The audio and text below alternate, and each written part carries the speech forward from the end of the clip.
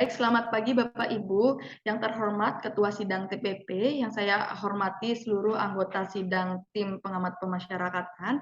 Izinkan saya kali ini untuk memaparkan terkait perencanaan program reintegrasi pembebasan bersyarat klien atas nama Mursana bin Edward. Yang pertama, identitas klien, yaitu nama klien adalah Mursana bin Edward. Perkara yang dilakukan oleh klien adalah narkotika dengan pasal 112 UU RI nomor 35 tahun 2009. Adapun lama pidana klien yaitu 4 tahun pidana penjara dengan denda 800 juta, subsidiar 1 bulan penjara.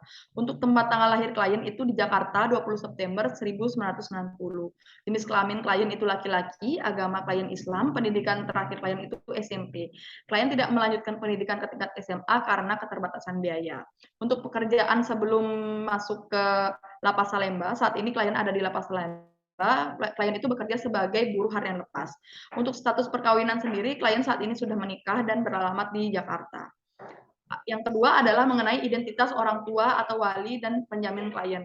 Untuk ayah kandung klien itu bernama Edward, yang saat ini sudah meninggal, dan ibu kandungnya Rus, almarhumah, dan penjamin saat ini adalah kakak kandung klien sendiri, yang bernama Lani Fitri, pekerjaannya IRT, dan beralamat juga di Jakarta. Untuk klien sendiri nantinya juga akan tinggal bersama penjamin di rumah penjamin. Nah, bisa dilihat sama-sama Bapak Ibu sekalian untuk susunan keluarga klien dan penjamin bisa dilihat di tabel. Yang sudah ada di tabel ini adalah yang sudah saya juga mintakan buktinya berupa kakak, baik itu kakak dari keluarga klien serta kakak dari keluarga penjamin. Jadi klien sudah beristri dan mempunyai 2 anak. Nah, 2 anaknya ini itu berasal dari hubungan istri dan mantan suaminya. Jadi dari pernikahannya dengan klien belum memiliki anak kandung. Untuk susunan keluarga penjamin itu dengan suaminya memiliki 3 anak dan 1 keponakan yang tinggal bersama. Untuk riwayat hidup dan perkembangan klien itu lahir normal serta tumbuh dan berkembang dengan baik. Pendidikan klien sampai tingkat SMP, seperti yang sudah saya katakan tadi, tidak melanjutkan pendidikan ke jenjang yang lebih tinggi karena keterbatasan biaya. Sampai saat ini klien belum pernah mengikuti pelatihan atau pendidikan non formal lainnya.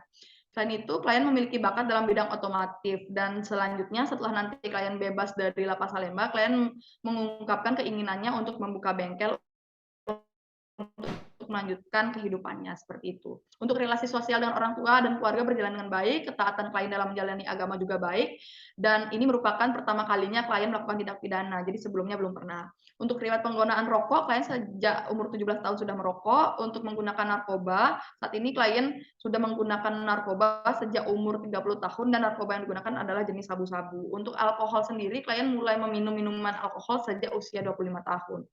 Untuk kondisi penjamin sendiri, penjamin adalah seorang ibu rumah tangga, kakak kandung klien sendiri dengan 3 orang anak dan 1 keponakan yang tinggal bersama dengan penjamin.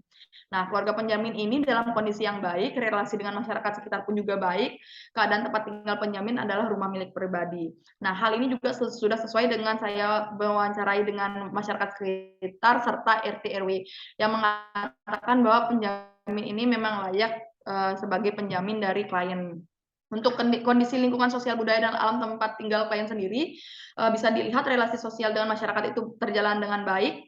Selain itu mayoritas masyarakat bekerja sebagai ojol, ojek online, dan berdagang. Untuk rata-rata pendidikan masyarakat di sana adalah SMA.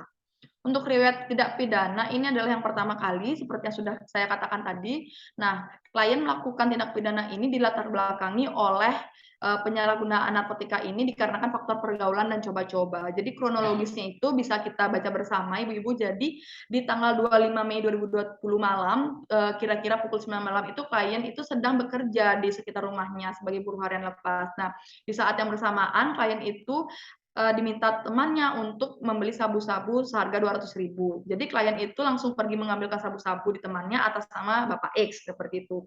Nah, setelah bertemu dengan Bapak X dan membeli sabu-sabu, lalu klien dan Bapak X ini pergi mencari temannya yang memang mau membeli sabu-sabu seharga 200.000 tersebut dan janjiannya itu di hotel Y seperti itu. Jadi klien mengatakan bahwa pembeli tersebut itu mengendarai mobil M12. Jadi mengeceknya itu pembelinya itu dengan mobil M12. Namun saat dicari oleh klien dan temannya Bapak X itu nggak ada mobil M12.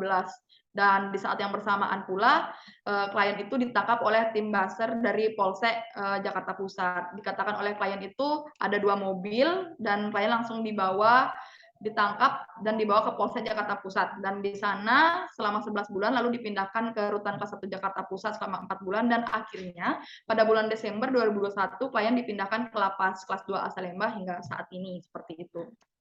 Untuk perkembangan pembinaan klien di dalam lapas, adapun tanggal tahapan pembinaannya itu bisa dilihat di paparan Bapak Ibu izin, dan untuk 2/3-nya masa pidananya masih di tanggal 18 Januari 2023.